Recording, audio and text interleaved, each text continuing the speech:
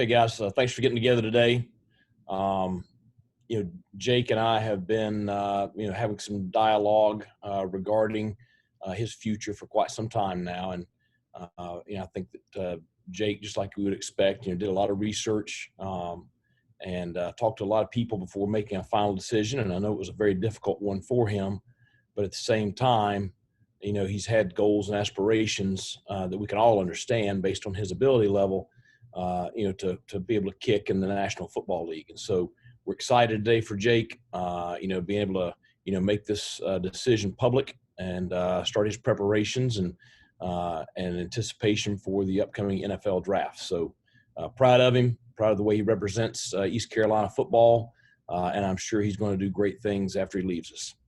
Jake?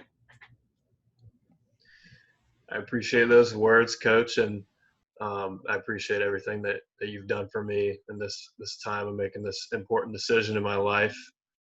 Like you said, it's been a really tough decision, and I've put a lot of thought and research into the decision that I'm making because one thing that he told me was everybody's got one shot at this, and one thing I've learned is, especially in my position, there's only 32 spots in the whole world, and it comes down to timing and it comes down to your ability. So just based on the information that I've gathered over the past month on my chance that I have to play in the National Football League, that's the decision that I've decided to make, is that I'm going to pursue a career in the NFL this spring. Okay, we'll open up the questions.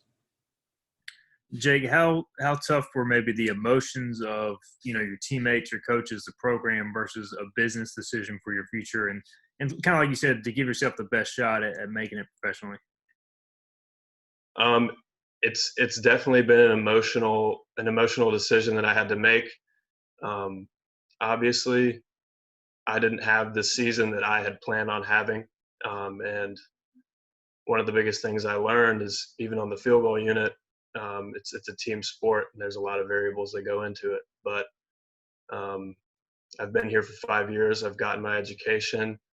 I've gotten information from a variety of sources that I see are reliable, and my teammates are always very encouraging of my ability on the field and things that I've done off the field. And I've made relationships that are going to last a lifetime here, so it's difficult to walk away from that. But at some point, you got to be selfish and make the best choice that puts you in the best position to be successful, and that's what I'm trying to do.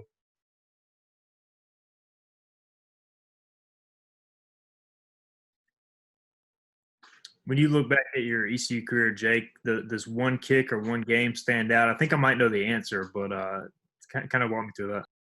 Yeah, obviously the Old Dominion game in, 2018 was iconic. That was a really big moment for me personally, just finally getting to do something that every kicker dreams of, hitting the game winner. I would have loved to have that opportunity here with Coach Houston. The cards didn't fall that way for us, but honestly, like, when I think back on my career here, it's not, some people might say it was a blur, but there's just so many moments that I look back on that I'm proud of and that just make me extremely happy. And again, it's making this decision very hard to walk away from something that's great. But like I said earlier, I think I need to take advantage of the shot I have now. Jake, can you talk about what preparation you're going to be doing now to get ready for the NFL draft? Right. So I've had a large number of agents reach out to me as representation. Haven't made any decisions there yet, but for my position, it's a little bit different than a receiver or an O-lineman or a linebacker preparing for the NFL draft. There's not really a facility or I don't know, like a program that's solely based for kickers. Now, I have met a lot of great kicking coaches over the years, and I have a lot of options there. So that's probably what I'm going to do, is find a couple of coaches that I trust, work on my craft, and tweak a few things here and there that can help me up my game just a little bit more to prepare me for the next level. And that'll take place probably starting in January. and it'll last all the way up until the draft and the combine.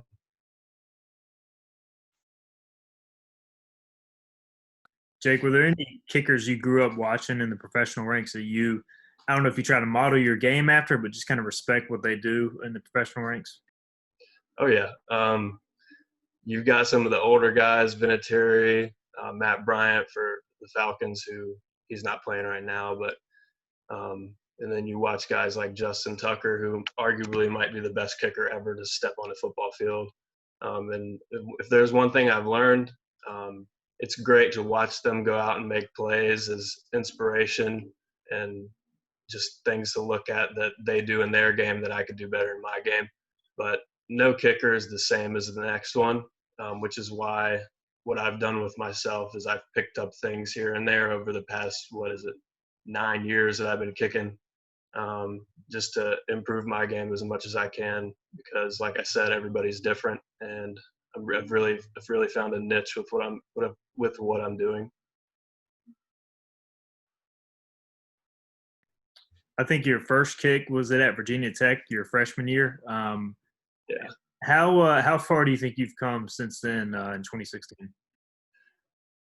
I think the change is night and day, because those were the days when I would walk on the field trying not to throw up. And when I really turned the corner and started hitting kicks consistently was when you got to stop worrying about missing kicks and you go out there and get excited to make a play for your team. Obviously, it's a lot better to hit extra points, but when it comes to executing a field goal right and having the right mindset, like I said, it's night and day from 2016 to now.